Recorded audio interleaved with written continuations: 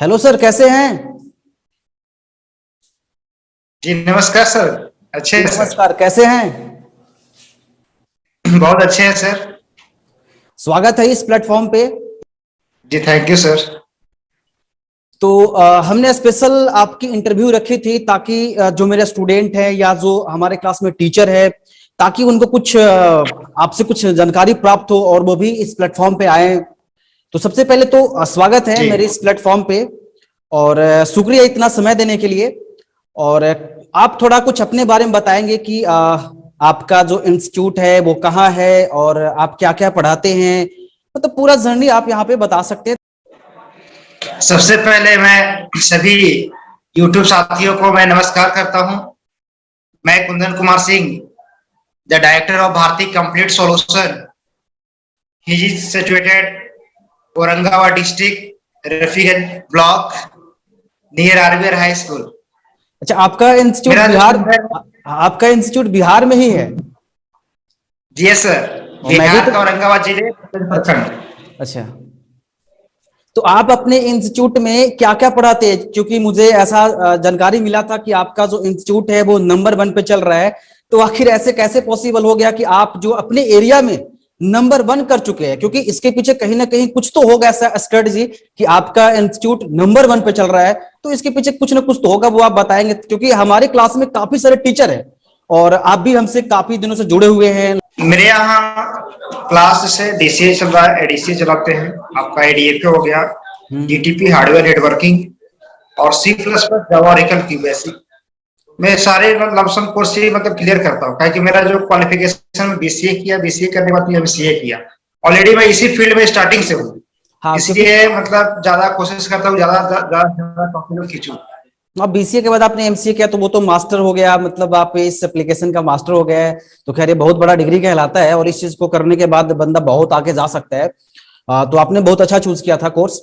तो जैसे मान लीजिए कि काफी सारे स्टूडेंट बिहार से है, अगर वो ऑफलाइन करना चाहे तो आपका एड्रेस क्या है? मतलब जो आपने बताया फतेहपुर औरंगाबाद, तो आपका एक्चुअल एड्रेस क्या है उस इंस्टीट्यूट का?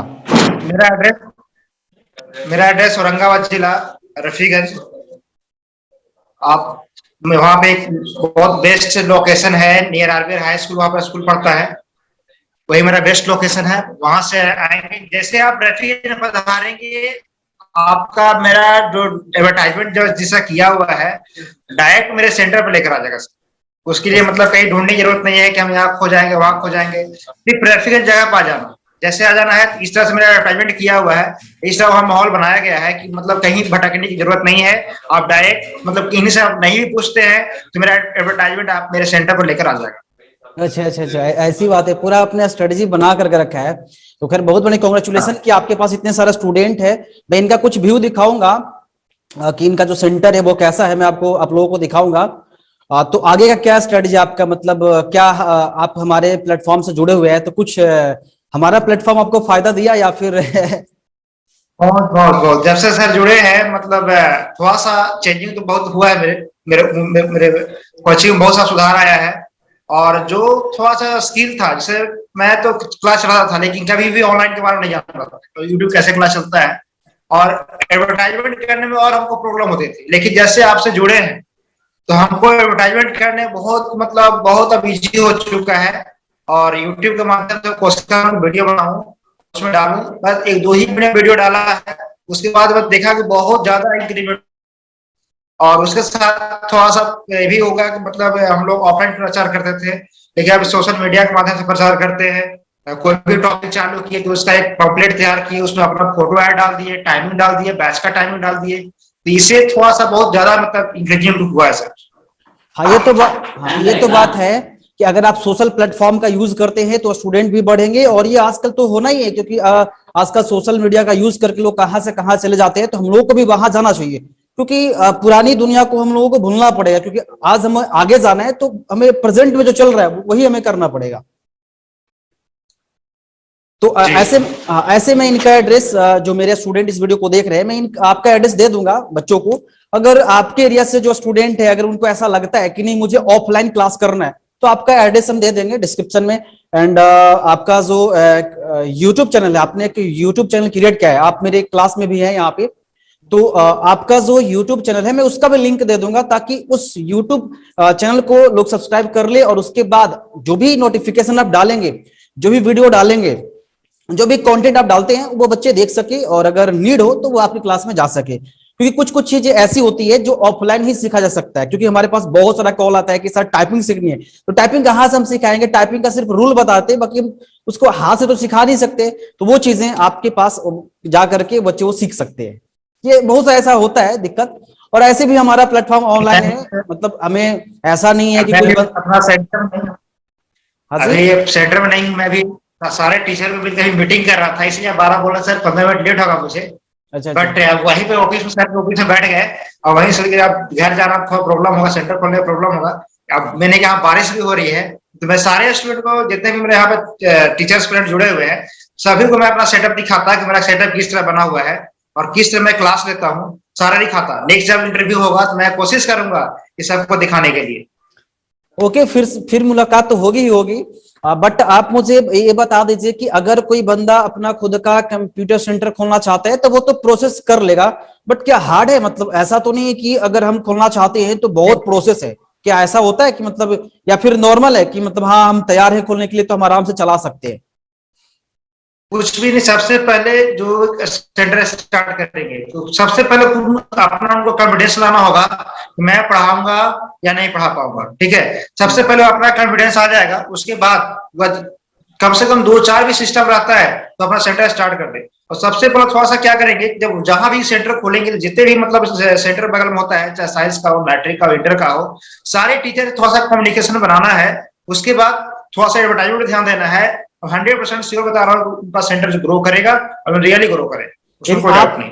आप ये कह रहे हैं कि हम जिस एरिया में अपना सेंटर खोलना चाहते हैं उस एरिया में हम ये देखेंगे कि 10th लेवल का और 12th लेवल का कितने इंस्टीट्यूट है, और वहां पे जाकर हम खुद का एडवर्टीजमेंट करेंगे और उनको बताएंगे कि हाँ मेरा एक सेंटर है जहां पे ये पढ़ाते हैं, 10th के बाद आप हम हमारी क्लास में आकर पढ़ सकते हो, या 12th के बाद हमारे क्लास में आकर के पढ़ सकते हो। इस तरह कुछ एडवर्टीजमेंट आप करते हैं, राइट?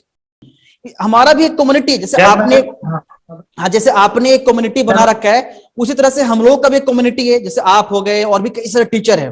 तो ऐसे क्या होता है कि अगर किसी को दिक्कत होता है तो वो फटाक से उसका आंसर आपको मिल जाता है, कोई दिक्कत ही नहीं होता है। और एक छोटा सा बच्चा था, मतलब कल के इंटरव्यू में मैंने बोला था, और इससे पहले भी कई सारे ऐसे, मतलब जो 20 एज के है ना, वो भी खुद का इंस्टीट्यूट ओपन कर चुके हैं, और वो कुछ नहीं करना है, बस क्लास करना है, और क्या क्या मटेरियल होता है वो तैयार करना है, बस हो गया।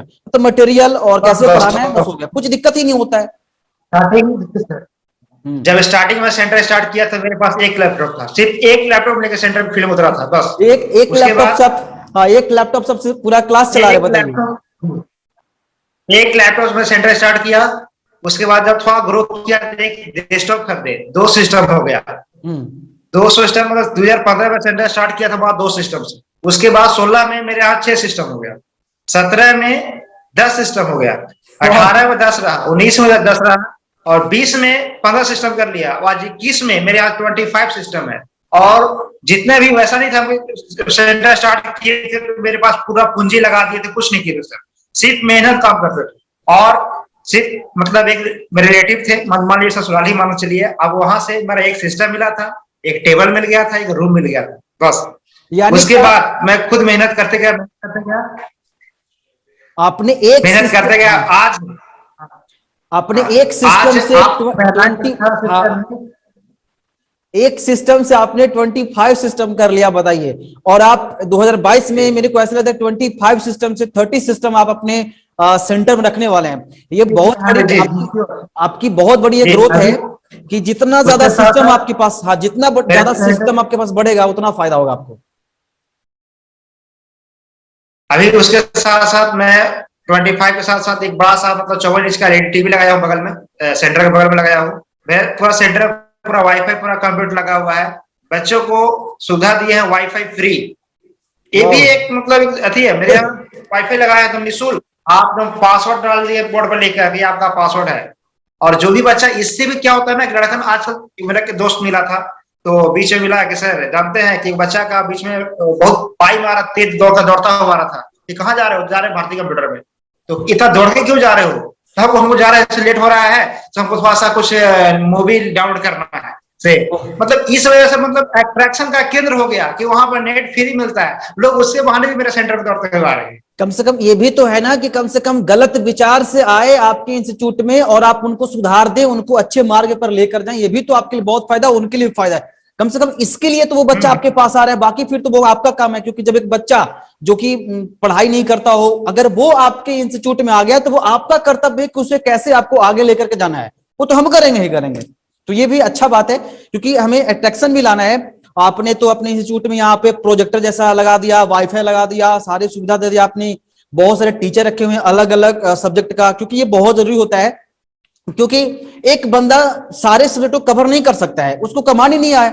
अगर मान लीजिए कि मुझे ज्यादा डिप्लोमा में पसंद है तो हम डिप्लोमा में ही रहेंगे। अगर मुझे कोई अलग प्लेटफॉर्म कोई देगा कि हाँ भाई इसमें काम करो, तो हम नहीं कर पाएंगे।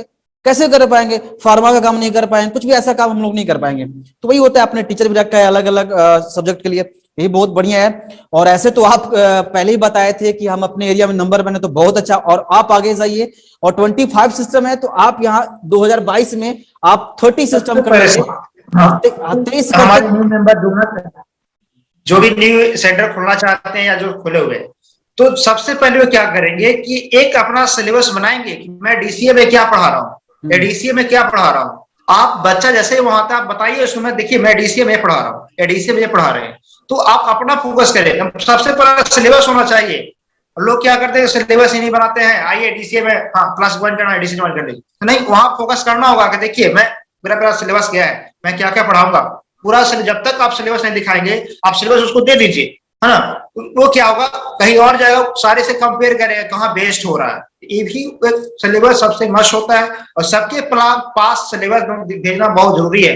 हमारे यहाँ जितना भी क्लास स्टार्ट करते हैं, सबसे पहले हम सिलेबस बांटते हैं, बाबू लो लो आज नोटपैड पढ़ा रहे हैं। बच्चों को नहीं मालूम होता है कि नोटपैड के बाद जाओ कौन सा टॉपिक पढ़ना है ना, वर्डपैड पढ़ना है, वर्डपैड के बाद क्या पढ़ना है, एमएस वर्ड के बाद क्या पढ़ना है, उन लोगों को कुछ मालूम नहीं होता है। तो उन लोगों को मालूम हो कि इतना सारे सिलेबस अभी पढ़ना हमको है। यानी कि जब कोई तो बच्चा, हाँ, आप कोई भी बच्चा आपके इंस्टीट्यूट में जाता है तो आप उनको एक अपना सिलेबस, अपना जो फैसिलिटीज होता है वो देते हैं कि हाँ भाई हम पीजीडीसीए में ये सिखाएंगे, इसका ड्यूरेशन ये है, फीस ये है, अगर ऐसे जमा करोगे पैसा तो इतना लगेगा। मतलब जो भी प्रॉब्लम होती है उनके मन में, जो कंफ्यूजन होता है, वो पहले क्लियर हो जाता है। वो 4-5 इंस्टीट्यूट में जाता है और वो देखता है, तुलना करता है कि किसका बेस्ट है, नहीं बेस्ट है, तो लास्ट में आपके इंस्टीट्यूट में आता है क्योंकि आपका बेस्ट है। तो इसीलिए सिलेबस बनाना बहुत जरूरी है, और आप क्या क्या फैसिलिटी देते हैं वो भी जरूरी है। कोशिश करना होगा जो बगल स्टूडेंट चला रहे हैं, तो जो इंस्टीट्यूट चला रहे हैं, तो उनका सिलेबस क्या है, उनका सिलेबस ढूंढेंगे, इस तरह से वहां ढूंढ कर लाएंगे और सबको मिलाकर एक अच्छा सा अपना बनाएंगे, है ना। तो स्टूडेंट देखता है कि नहीं, वहां का स्टूडेंट ऐसा नहीं कि आपके पास जाएगा तो वहां नहीं जाएगा, वो सबके यहाँ जाता है, सबके यहाँ कंपेयर करेगा, तब एक जमा रुकेगा कि नहीं यहाँ पे। और बिहार में तो ये होता ही है कि एक बच्चा एक जगह पढ़ ही नहीं सकता है 5 दिन तक। वो पहले 5 दिन किसी और इंस्टीट्यूट में जाएगा, 5 दिन कहीं और जाएगा, 10 दिन कहीं और जाएगा, और वो पूरा एनालिसिस करेगा कि भैया कहाँ बढ़िया पढ़ाता है। या ये भी होता है कि बच्चा स्वतंत्रता चाहता है, भैया कि मैंने यहाँ पर हूं तो मुझे पूरा एकदम बहुत कुछ पूरा छूट मिले, अगर मैं कोई गलतियां करूं तो वो माफ हो जाए, कुछ ऐसा भी चाहता है। तो इस प्रकार के भी बच्चे आते हैं।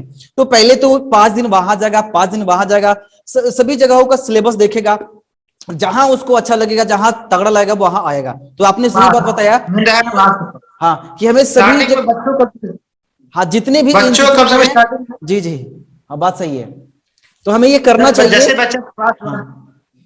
जैसे बच्चा क्लास ज्वाइन करे तो कम से कम 3 या 4 दिन फर्स्ट जो डेमो क्लास होता है, 3 या 4 दिन जो भी आता है, हम तो 2 दिन क्लास डेमो लेते हैं। तो जैसे ही डेमो क्लास आए तो उसको ऐसा मतलब रूबरू कर देना है ना कि लड़का जाए ही नहीं। तो हम लोग ऐसा पढ़ाते हैं, इतना घुसाते हैं उसको, माइंड घुसा देते हैं, पूरा माइंड भर दिए कि बाहर जाएगा ही नहीं जाएगा। मोटिवेट भी कर देना उसको, हाँ उसको मोटिवेट भी कर देना। जी बात आपने सही बोला, उसका जितना प्रैक्टिस कर सकते हैं, उसके बाद आप झुकते रहिए, कोई दिक्कत नहीं है, लेकिन स्टार्टिंग उसको ऐसा क्लास दीजिए कि वो लड़का मतलब यहाँ रुकने के लिए मजबूर हो जाए कि नहीं सबसे बेस्ट यही है। और अगर ना भी आए, अगर 3 दिन क्लास करके भी चला जाए, तो आप इतना पढ़ा चुके, इतना मोटिवेट कर चुके हैं कि बंदा अगर 10 जगह जाएगा तो फिर लौट करके आपके पास आएगा, क्योंकि आपने उसको इतना मोटिवेट और इतना बढ़िया पढ़ा दिया है कि वो लौट करके आएगा। क्योंकि ये नियम है, वो बंदा 4 जगह जाकर के देखेगा, उसके बाद ही, मतलब जितना डेमो आप देते हैं, अगर वो इंस्टीट्यूट 2 दिन डेमो देता है, आप 3 दिन डेमो देते हैं, तो जितना भी डेमो होता है वो सभी इंस्टीट्यूट में जाकर के डेमो लेगा, उसके बाद ही वो देखेगा कि कहाँ अच्छा पढ़ाता है। तो अगर आपने अच्छा पढ़ाया होगा तो वो आपके पास फिर से लौट करके आएगा और दोबारा वहां से जाएगा नहीं। ये भी बहुत अच्छा है। एक पॉइंट और मैं क्लियर किया, जो भी स्टूडेंट आता है तो हम लोग सबसे पहले क्या करते हैं, उसको फंडामेंटल पढ़ाते हैं। आप फंडामेंटल मत पढ़ाइए उसको, लड़का थ्योरी क्लास करने नहीं आया है, वो आता है सबसे पहले मैं लैब करूं। सबका जो भी न्यू स्टूडेंट आता है वो यही सोचता है कि हम लैब करें, उसको तो फंडामेंटल हटा दीजिए, डायरेक्ट पढ़ाइए। मतलब वही जो ऑपरेटिंग सिस्टम जो होता है, डेस्कटॉप जो आता है, आइकन मेनू बार, टूल बार, जो भी है वर्किंग एरिया पढ़ाते हैं आप, वहां से स्टार्ट कीजिए और डायरेक्ट 2 दिन में नोट पर ढलवा दीजिए, ताकि बच्चों को लगे नहीं हमको लैब मिल रहा है। और जो फंडामेंटल का जो टॉपिक होता है आप उसको ओनली फॉर संडे को टाइम दीजिए, आप 2 घंटा 3 घंटा जो भी टाइम देते हैं स्पेशल, सबको जितने भी सारे स्टूडेंट है सबको एक साथ बुलाइए और उसको ओनली फॉर संडे को पढ़ाइए। तो ऐसे क्या होता है ना कि मतलब मेंटर बना हुआ था, कोई भी न्यू स्टूडेंट आया, आप 10 दिन उसको थ्योरी पढ़ा रहे, फंडामेंटल, कंप्यूटर क्या होता है, माउस क्या होता है, कीबोर्ड क्या होता है, तो वो तो पगला जाता है पूरी तरह से, मैं खाली यहाँ बैठकर थ्योरी करवा रहे हैं। तो ऐसा नहीं, एकदम जब से मैं ऐसा काम किया है तो स्टूडेंट 100% रुक ही जाता है, वो जाता ही नहीं है। तो बच्चा स्टार्टिंग वहां से करें, ग्राफिक जो इंटरफेस जो भी टॉपिक ऑपरेटिंग सिस्टम आपको बनाया गया वहां से स्टार्टअप होगा, तो 100% बच्चा रुकेगा ही रुकेगा, कहीं जाएगा ही नहीं। यानी बच्चा पढ़ते पढ़ते पक ना जाए, इसकी पूरी व्यवस्था आपने शुरुआत से ही कर ली है ना। क्या होता है कि जब कोई बच्चा आता है तो उसका फंडामेंटल पढ़ाएंगे तो उसका दिमाग पक जाता है। अगर आप उसको ये बताते हैं कि आइकॉन कैसे गायब करे या वो कैसे करे, कुछ ट्रिक बताते हैं, गाने मतलब कुछ इस तरह से कुछ ट्रिक व्रिक बताते हैं, तो वो ज्यादा अट्रैक्टिव हो जाता है और आपके इंस्टीट्यूट में दोबारा वो आता है उस चीज को करने के लिए। ये भी बहुत अच्छा है अट्रैक्टिव करने के लिए। सोचता है हम लैब करें, उसका यही माइंड रहता है जैसे आए हमको लैब मिलना चाहिए, बस उसका ट्रिक वही है। आप डायरेक्ट वहीं से स्टार्ट कीजिए, ऑपरेटिंग सिस्टम से स्टार्ट कीजिए, आप फंडामेंटल मत पढ़ाइए। तो ऐसा भी हो सकता है, कहीं जाएगा नहीं। तो ऐसा भी हो सकता है ना कॉम्बिनेशन करके कि हाँ मतलब हम एक दिन पढ़ाएंगे फंडामेंटल और नेक्स्ट डे हम पढ़ाएंगे उसको, कुछ लैब कराएंगे, फिर अगले दिन फिर फंडामेंटल, उसके बाद फिर से लैब कराएंगे। ऐसे क्या होता है कि वैसे भी हो जाता है, क्योंकि आपके इंस्टीट्यूट में तो 25 सिस्टम है, लेकिन कई सारे ऐसे इंस्टीट्यूट है जो 10 सिस्टम 5 सिस्टम लेकर के पढ़ा रहे हैं, तो उनको दिक्कत होता है कि वो करे तो क्या करे। कोई दिक्कत है, बेस्ट है 10 भी सिस्टम तो बहुत ज्यादा है, उसको कोई दिक्कत नहीं, जिससे वो पढ़ाने के जो स्टाइल वो चेंज करते हैं, है ना। और डायरेक्ट मतलब वो GYC पढ़ाए, फंडामेंटल 2 दिन 1 सप्ताह बाद पढ़ाए, कोई दिक्कत नहीं है। फंडामेंटल 15 दिन बाद पढ़ाए, है ना। लेकिन वहां से स्टार्ट हो, कोई बच्चा का हम देखिए माइंड बच्चों को मतलब अंदर घुस जाते हैं, उसका माइंड क्या कह रहा है पहले ही पकड़ते हैं। तो बच्चा का माइंड यही कहता है कि जो भी आता है यही सोचता है कि हम पहले लैब करें, हमको लैब मिले, हम कहानी सुनने नहीं आए हैं, है ना, उसको यही सोचता है। उसके बाद ऐसे आपको एडमिशन ले लेता है, आप न्यू बैच जो भी स्टार्ट किए उसके बाद आप पढ़ाते रहिए फंडामेंटल, उसको रोक दीजिए, फंडामेंटल पढ़ाते रहिए, कोई दिक्कत नहीं है। वो बच्चा स्टार्टअप क्लास थोड़ा सा देना है, बट दिक्कत ये है ना कि स्टार्टअप क्लास में कंप्यूटर के बारे में बताइए, लेकिन जो शॉर्ट निकाल दीजिए उसका सेकेंड क्लास में। बट जो रूरल एरिया में है, जो ग्रामीण क्षेत्र में है, जो इंस्टीट्यूट ग्रामीण क्षेत्र में है जहां पे 8 या 7 लैब है, अगर वो एवरीडे लैब देना शुरू करेगा तो फिर वो मान लीजिए कि हम लैब देते हैं, 1 घंटे लैब देते हैं, आज हमने लैब दिया, कल भी लैब दिया, शुरुआती दौर में हम लैब देते हैं और टाइमिंग का मैनेजमेंट नहीं हो पाता, क्योंकि हम 1 महीने तक तो लैब दे रहे हैं और हमारे पास 7 सिस्टम है। और अगर हम थ्योरी लैब करेंगे, आपका टॉपिक थ्योरी बना हुआ है, उसमें देखा है डेस्कटॉप क्या है, उस जो भी है, तो उसको थ्योरी में समझाए, उसको थ्योरी में समझाना है, उसके बाद अगले दिन उसको लैब करवाना है, ताकि वो जो टॉपिक पढ़ते हैं, हमारे आइकन जो भी हो गया, टास्क बार, मेनू बार और वॉलपेपर जो हम लोग पढ़ते हैं इस बारे में, तो वो सब क्या है लैब से रिलेटेड है, तो बड़ा वर्क करेगा। मान लीजिए फंडामेंटल पढ़ाएंगे तो लैब में क्या देंगे, हम फंडामेंटल पढ़ाते हैं तो लैब में क्या देंगे, टाइपिंग जो क्या करता है फंडामेंटल पढ़ाता है और लैब में खाली टाइपिंग निकाल देता है, तो ऐसा नहीं है ना।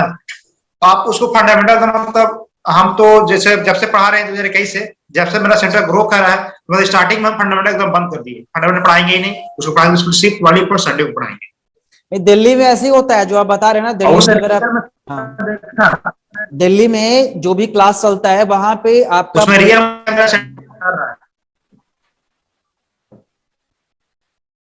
दिल्ली में वही होता है, प्रोजेक्टर लगा हुआ है और बंदा बैठा हुआ है, 50 या 100 सिस्टम लगा हुआ है, उसको कोई ऐसा नहीं है, बस वहां बता रहे हैं और बच्चे लोग तुरंत वहां लाइव कर रहे हैं। मतलब वहां बता रहे हैं कि यहाँ आप जाओ, इस मेन्यू में जाओ, ये करो, तो बच्चा तुरंत लाइव वहां पे वो करता है, तो ज्यादा समझ में आता है बच्चों को। ऐसा ना कि आज हमने व्हाट इज अ कंप्यूटर पढ़ाया और नेक्स्ट डे उसको लैब दिया। तो यहाँ होता है कि वहां टीचर पढ़ा रहे हैं और यहाँ बच्चे लाइव कर रहे हैं, तो ज्यादा ही प्रॉफिट होता है बच्चों को।